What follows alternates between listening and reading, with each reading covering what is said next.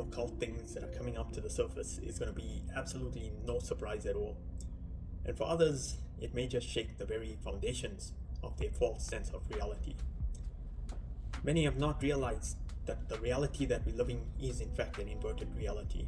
It's one that is disconnecting us from very God source energy, from Mother Nature, from all things natural, and pushing us into this artificial constructs that are essentially sapping the very life force energy out of us.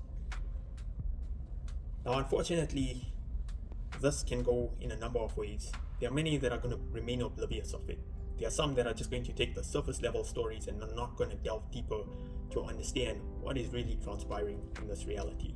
And others are going to be the victims of programming that will continue to sabotage the narrative and maneuver it in their favor. However, I still see the potential for something really positive to come out of it if we approach this in the right manner.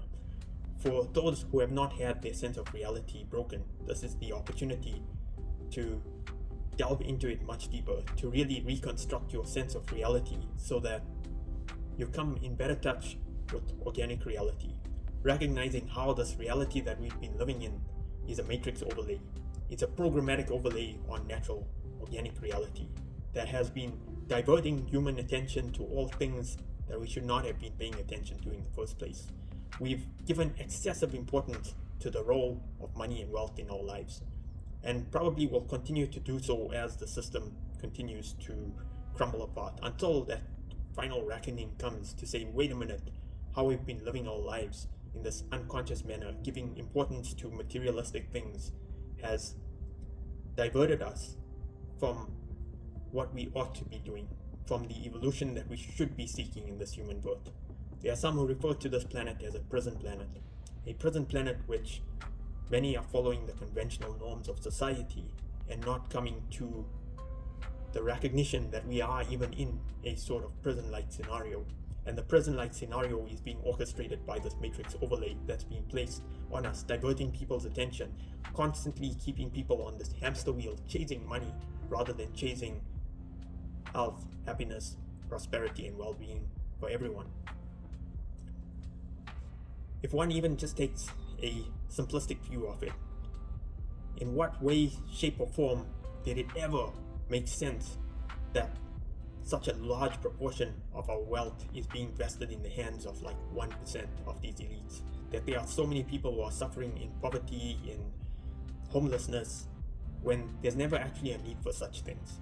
There should never be a shortage of food. However, today our foods are being cultivated with pesticides, with chemicals that are, people pay exorbitant amounts for food just for survival when Mother Nature is so abundant. Many people have been stripped away of the skill sets to be able to grow their own food, including myself. We've been living this conventional way of life where we've forgotten everything that can give rise to self-sustenance.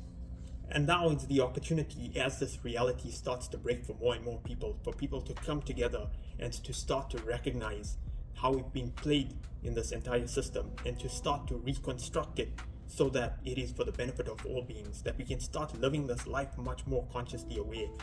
And at the very foundations of this is to start to create food sovereignty, to start to ensure that the basic needs of people are being taken care of. And I don't mean by this artificial intelligence constructs that this mainstream is trying to push. I'm talking about people starting to disconnect from this mainstream reality and to start to move to create communities, environments where we can flourish and we can live conducively off the land in an environmentally conscious manner. And I'm not talking about the green agenda either that many of these mainstream elites have been pushing on, because we know they never had any intention to actually have any care for the environment it was all about monopolizing it from a material or wealth perspective rather than really having that true connection to Earth, looking at the Earth as a consciously aware vessel that we live upon, as Mother Earth. Having that relationship to nature, Mother Nature, and being connected to it, it has stripped that very aspect of spirituality out of it and started to monopolize it. And that is why I think we are coming to that point in time when we are approaching the fork in the road, where we have the choice to make And I hope that many of you would use this opportunity to start to reevaluate reality, to start to break down that foundations of this false sense of reality, and to step into conscious awareness, to start to make much more consciously aware choices that not only benefit yourself but benefit society collectively, because it is possible. But we've been programmed to believe that we are in the survivalist type of framework where you need to care for yourself first before thinking about anyone else. And it doesn't need to be that way. Like I said, nature is abundant. If you pick up one fruit, you have thousands of seeds that will come out of it, or so many seeds that you could plant and then grow and flourish from Mother Nature, because Mother Nature is abundant. But this reality programs scarcity onto everyone. It creates this false sense of needing to want more and more, driving people into consumerization, constantly wanting more and more products, wanting more and more things, constantly keeping people on that hamster wheel, chasing money instead of chasing true happiness and true sense of purpose in our lives. And now as this reality is starting to break, I hope people start to make the right choices.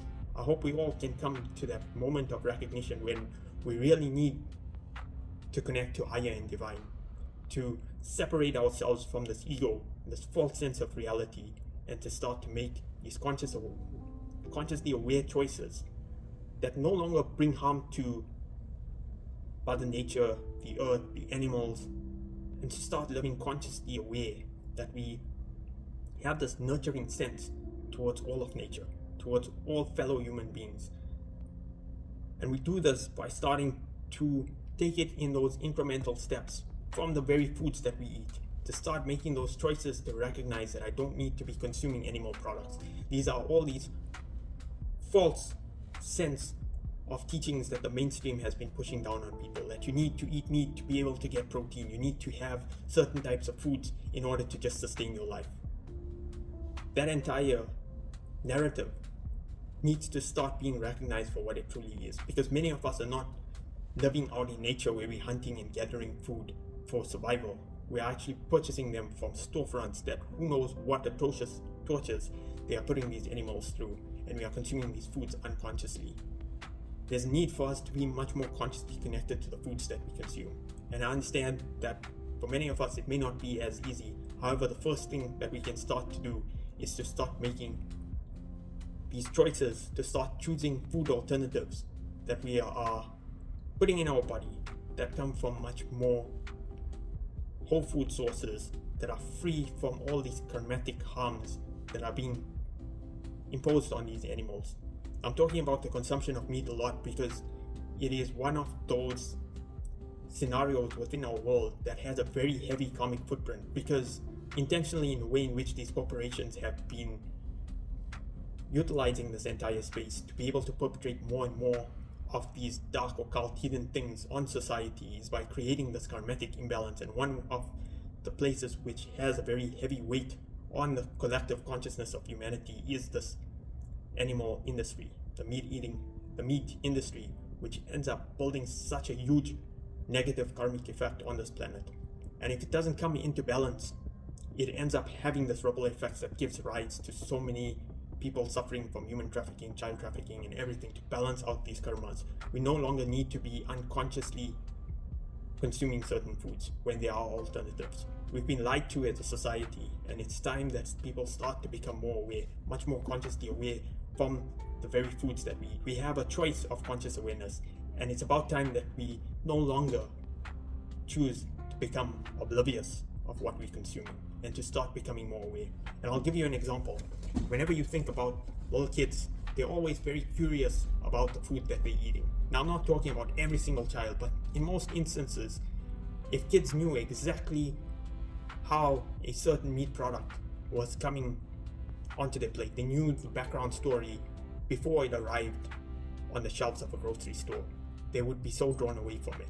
But unfortunately, so many of us have been unconsciously programmed by society to forget about all that is transpiring behind the scenes and just consuming things unconsciously, that we no longer have that sense of awareness.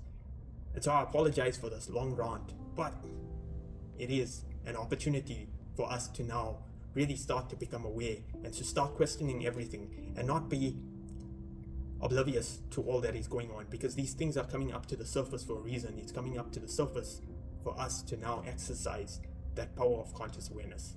So as always, I hope this video helped, and it helped to spark that curiosity to start making much more consciously aware choices and to reconstruct our reality so that we come into alignment with organic reality.